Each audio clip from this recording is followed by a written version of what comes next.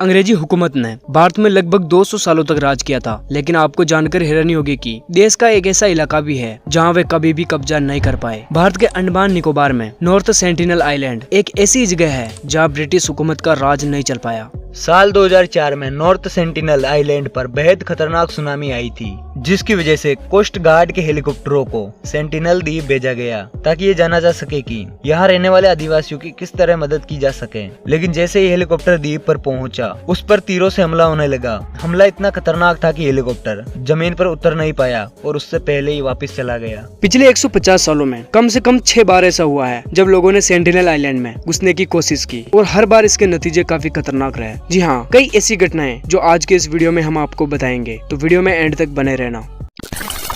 हिंद महासागर में एक ऐसा ही आइलैंड है जहाँ पर दुनिया की सबसे अलग जनजाति रहती है। ये लोग विश्व से बहुत हद तक कटे हुए हैं और कहा यह भी जाता है कि ये बाहरी दुनिया से किसी प्रकार का मतलब भी नहीं रखना चाहते और बताया जाता है कि इनके आइलैंड पर बाहर से कोई भी जाता है तो ये उसे पास पहुँचते ही मार डालते हैं। जगह का नाम है नॉर्थ सेंटिनल आइलैंड। ये बंगाल की खाड़ी में आता है। कहा जाता है कि जो कोई भी वहाँ जाता है या पहुँचने की कोशिश करता है वह वहाँ कदम रखने से पहले ही मौत के घाट उतार दिया जाता है। दरअसल समुद्र के रास्ते जब बाहरी लोगों ने वहाँ जाने की कोशिश की तो उन पर भालों और तीरों से हमला करके उनकी हत्या कर दी गई। इस आइलैंड पर रहने वाली जनजाति ने आज तक किसी भी बाहरी हमले का सामना नहीं किया। यहाँ जाने का मतलब है खुद को मौत का बुलावा देना। आज तक भारत ही नहीं, विदेशी देश भी इस द्वीप पर रहने वाले लोगों का रहस्य नहीं जान पाए हैं। कहा जाता है कि इस द्वीप पर 60,000 साल से आदिवासी रह रहे हैं, लेकिन वे क्या खाते हैं, उनकी भाषा क्या है और वे खुद को कैसे जीवित रख पाते हैं, इस बारे में आज तक किसी को पता नहीं चल पाया है।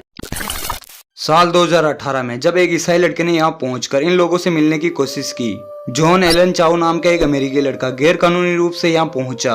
उसे उम्मीद थी कि वो ईश्वर का वचन इन तक पहुंचाएगा। 15 नवंबर को चाउ यहाँ पहुंचा। 2 बार उसने गिफ्ट देने और गीत गाकर उनसे कांटेक्ट करने की कोशिश की, लेकिन चाउ के खत के अनुसार आदिवासी या तो जोर जोर से चिल्ला रहे थे या हंस रहे थे।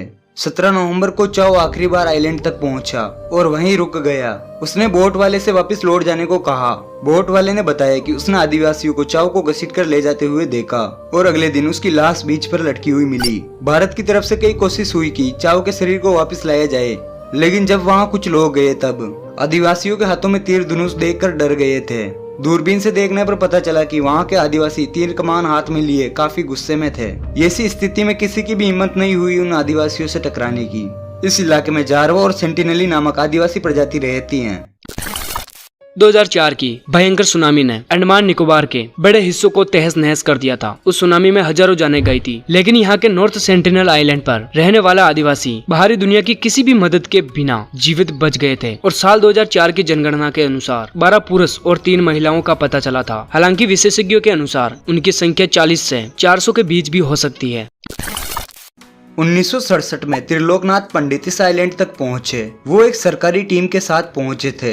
उनकी नाव आइलैंड तक पहुंची। दूरबीन से देखा तो सेंटिनली आदिवासी दिखाई दिए, लेकिन बोट देखते ही वो जंगल की ओर भाग गए। त्रिलोकनाथ पंडित और उनकी पार्टी ने कदमों के निशान का पीछा किया। अंदर जंगल में उन्हें 18 झोपड़ियां दिखाई दी। झोपड़ियां घास और लकड़ियों की बनाई थी। अंदर आग जल रही थी। वहाँ सेद और सुअर की हड्डियां थी। लकड़ी के कुछ बर्तन थे। कुछ भाले और तीर भी मिले। तीर की नोक पर लोहा लगा था, जिससे पता चला कि ये लोग मेटल के बारे में जानते थे। इन लोगों की किसी आदिवासी से मुलाकात तो नहीं हो पाई, लेकिन वह कुछ मेटल के बर्तन और नारियल जरूर छोड़ आए। 1970 तक ये इलाका सरकारी पहुंच से बाहर रहा। फिर 1970 में सरकार ने तय किया कि कम से कम इस आइलैंड को हमारी सीमा में लिया जाए। इसलिए 1970 में सर्वे के लिए आई एक टीम ने द्वीप पर एक पत्थर लगाया, जिसमें लिखा था कि ये द्वीप भारत का हिस्सा है।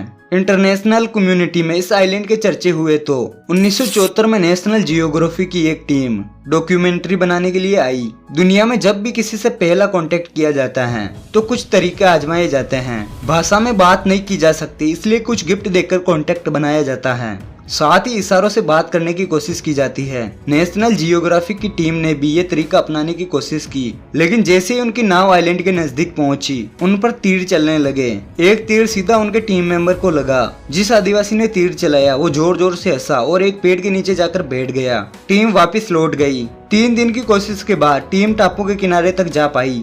यहाँ इन्होंने कुछ गिफ्ट छोड़े, जिसमें एक सुअर, कुछ नारियल और कुछ बर्तन, एक प्लास्टिक की कार और एक गुड़िया, ये देखने के लिए कि आइलैंड के लोग कैसे रिएक्ट करते हैं। ऐसा कौन सा कारण है जिसकी वजह से सेंटिनली हमसे बात नहीं करना चाहते? इसके पीछे भी एक बड़ा कारण है। हुआ क्या था कि ब्रिटिश काल में अंग्रेज ऐसी किसी भी जनजाति के साथ धोखे के साथ पेश आते थे। दरअसल अंग्रेज उन जनजाति के एक सदस्य को किडनैप कर लेते थे और उस सदस्य को बढ़िया से रखते थे। वे कुछ देर उन्हें अपनी कैद में रखने के बाद अच्छे गिफ्ट के साथ वापस भेज देते थे, ताकि जब वे आदमी वापस जाए तो वे जाकर बताए कि अंग्रेज कितने अच्छे थे। मॉरिस वेडल पोर्टमैन ने यही तरीका इस द्वीप के लोगों के साथ आजमाया। वह जब पहली बार इस द्वीप पर पहुंचा तो उसने भी यही तरीका आजमाया। उसके हाथ लगे एक बुजुर्ग पुरुष और एक बुजुर्ग महिला और कुछ बच्चे। उसने उन्हें किडनैप कर लिया, लेकिन पोर्टमैन के साथी जो थे उनमें से कुछ लोग बीमार थे और उनके संपर्क में आने से सेंटिनली आदिवासी बीमार पड़ गए। इस बीमारी से बुजुर्ग पुरुष और महिला दोनों की मौत हो गई। हालांकि इसके बाद भी बच्चों को पोर्टमैन ने काफी गिफ्ट देकर वापस भेजा, लेकिन आप समझ सकते हो कि अपने दो साथी के बिना सेंटिनली आदिवासी को कैसा महसूस हुआ होगा। इस घटना के बाद सेंटिनली आदिवासी बाहरी लोगों के प्रति और भी ज्यादा आक्रामक हो गए। सेंटिनली लोगों से एकमात्र कांटेक्ट साल 1991 में हुआ। तब एंथ्रोपोलॉजिस्ट की एक टीम द्वीप पर पहुंची थी। इस टीम में टीएन पंडित और मधुमाला चट्टोपाध्याय भी शामिल थी। मधुमाला के रूप में पहली बार सेंटिनली लोगों को सामना एक महिला से हो रहा था। इसका असर भी दिखा। तोहफे लेने के बाद एक आदिवासी पुरुष ने मधुमाला की ओर धनुष तान दिया। उसी समय एक आदिवासी महिला ने पुरुष को धक्का देकर तीर चलाने से रोक दिया।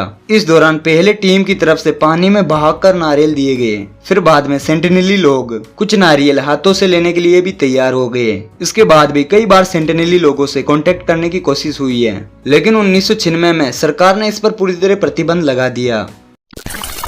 2004 में सुनामी के बाद इस आइलैंड का हवाई मुआयना किया गया तो पता चला कि यहाँ लोग सुनामी से तो बच गए थे। सरकार की तरफ से खाने के कुछ पैकेट भी गिराए गए, लेकिन हेलीकॉप्टर देखते ही आदिवासियों ने तीर दिखाने शुरू कर दिए। मतलब था हमें तुम्हारी मदद की जरूरत नहीं है। भारत सरकार की तरफ से इस इलाके में जाने पर पूरी तरह प्रतिबंध है, लेकिन 2006 में कुछ मछुआरे यहाँ केकड़े पकड़ने चले गए थे। 3 दिन बाद उनकी लाश बीच पर दिखी। उन्हें बांस से लटकाकर बीच पर खड़ा कर दिया गया था, मानो एक चेतावनी दी जा रही हो। लाश वापस ले जाने की कोशिश हुई, लेकिन उस टीम पर आदिवासियों ने तीर से हमला किया। क्योंकि सेंटिनली लोगों से कांटेक्ट करना मना है, इसलिए भारत सरकार का कोई भी नियम यहाँ लागू नहीं होता। मतलब इस इलाके में गए और मारे गए तो खुद की जिम्मेदारी होगी।